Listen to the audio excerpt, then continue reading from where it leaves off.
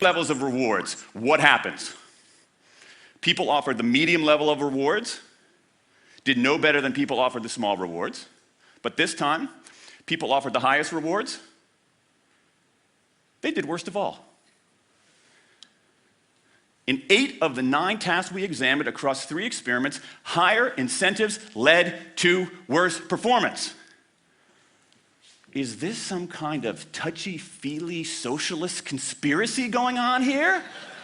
No, these are economists from MIT, from Carnegie Mellon, from the University of Chicago. And do you know who sponsored this research? The Federal Reserve Bank of the United States. That's the American experience. Let's go across the pond to the London School of Economics. LSE, London School of Economics, alma mater of 11 Nobel Laureates in economics. Training ground for great economic thinkers like George Soros and Friedrich Hayek and Mick Jagger. Just last month, economists at LSE looked at 51 studies of pay-for-performance plans inside of companies. Here's what the economists there said. We find that financial incentives can result in a negative impact on overall performance. There's a mismatch between what science knows and what business does. And what worries me as we stand here in the rubble of the economic collapse is that too many organizations are making their decisions, their policies about talent and people, based on assumptions that are outdated, unexamined, and rooted more in folklore than in science. And if we really want to get out of this economic mess, and if we really want high performance on those definitional tasks of the 21st century, the solution is not to do more of the wrong things, to entice people with a sweeter carrot or threaten them with a sharper stick. We need a whole new approach.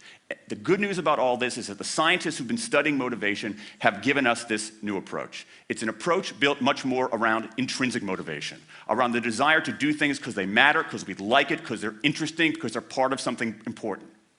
And to my mind, that new operating system for our businesses revolves around 3 elements: autonomy, mastery, and purpose. Autonomy, the urge to direct our own lives. Mastery, the desire to get better and better at something that matters. And purpose, the yearning to do what we do in the service of something larger than ourselves. These are the building blocks of an entirely new operating system for our businesses. I want to talk today only about autonomy. In the 20th century, we came up with this idea of management. Management did not emanate from nature. Okay? Management isn't, it's not a tree, it's a television set. Okay? Somebody invented it. And it doesn't mean it's going to work forever. Management is great. Traditional notions of management are great if you want compliance. But if you want engagement, self-direction works better. Let me give you some examples of some kind of radical notions of self-direction. And what this means, you don't see a lot of it, but you see the first stirrings of something really interesting going on. Because what it means is, it means paying people adequately and fairly, absolutely. Getting the issue of money off the table, and then giving people lots of autonomy. Let me give you some examples. How many of you have heard of the company Atlassian? Okay, looks like less than half. Atlassian is an Australian software company, and they do something incredibly cool. A few times a year, they tell their engineers, go for the next 24 hours and work on anything you want.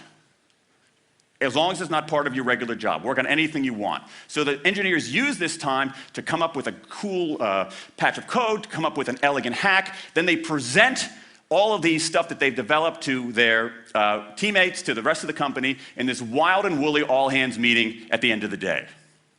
And then, being Australians, everybody has a beer. They call them FedEx days. Why? Because you have to deliver something overnight. It's not bad. It's a huge trademark violation, but it's pretty clever. That one day of intense autonomy has produced a whole array of software fixes that might never have existed. And it's worked so well that Atlassian has taken it to the next level with 20% time, done famously at Google, where engineers can spend 20% of their time working on anything they want. They have autonomy over their time, their task, their team, their technique. Okay, radical amounts of autonomy. And at Google, as many of you know, about half of the new products in a typical year are birthed during that 20% time. Things like Gmail, Orkut, Google News. Let me give you an even more radical example of it.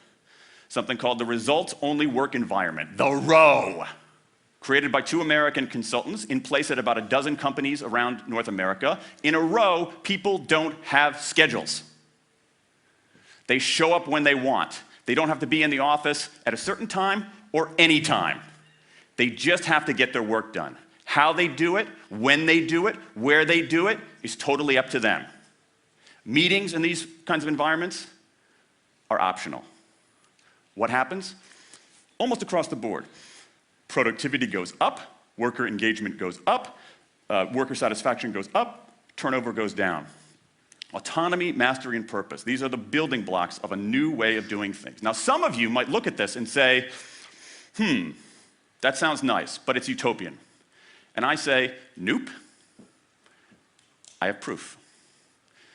In the mid-1990s, Microsoft started an encyclopedia called Encarta.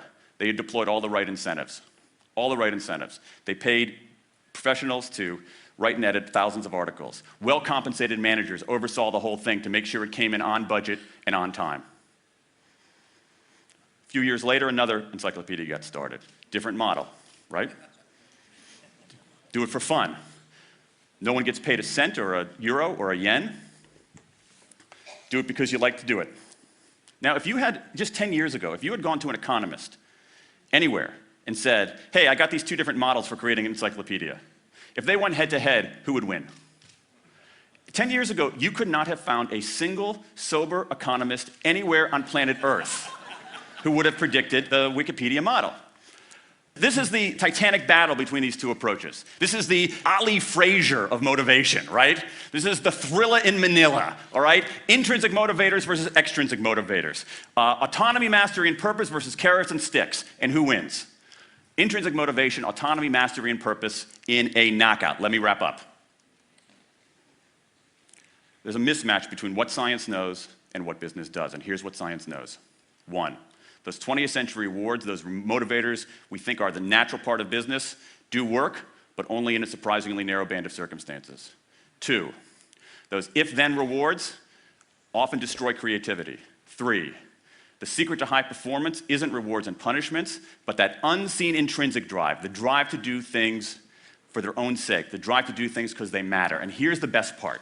Here's the best part. We already know this. The science confirms what we know in our hearts. So, if we repair this mismatch between what science knows and what business does, if we bring our motivation, notions of motivation into the 21st century, if we get past this lazy, dangerous ideology of carrots and sticks, we can strengthen our businesses, we can solve a lot of those candle problems, and maybe, we can change the world. I rest my case.